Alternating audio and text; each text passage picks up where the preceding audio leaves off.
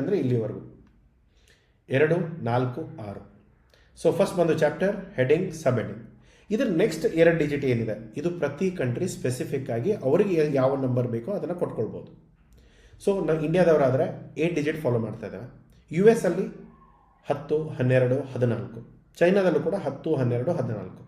So ಈ ಥರ ಅವ್ರಿಗೆ ಯಾವ ಕ್ಯಾಟಗರಿ ಬೇಕೋ ಆ ಕ್ಯಾಟಗರಿಯಲ್ಲಿ ಅವರು ಪ್ಲ್ಯಾನ್ ಮಾಡ್ಕೊಳ್ತಾರೆ. ಸೊ ಒಂದು ಎಕ್ಸಾಂಪಲ್ ನೋಡೋಣ.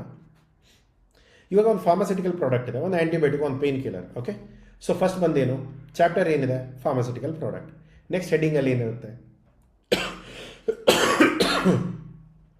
ಸ್ಪೆಸಿಫಿಕ್ ಆಗಿ ಯಾವ ಮೆಡಿಸಿನ್ ನಾವು ಯೂಸ್ ಮಾಡ್ತೇವೆ ಅದೇ ಇರೋದು. ನೆಕ್ಸ್ಟ್ ಸಬ್ ಹೆಡ್ಡಿಂಗಲ್ಲಿ ಆ್ಯಂಟಿಬಯೋಟಿಕ್ ಅಂತ ಇರ್ಬೋದು, ಪೇನ್ ಕಿಲ್ಲರ್ ಅಂತ ಇರ್ಬೋದು, ಇದು ಸ್ಪೆಸಿಫಿಕ್ ಇರೋದು.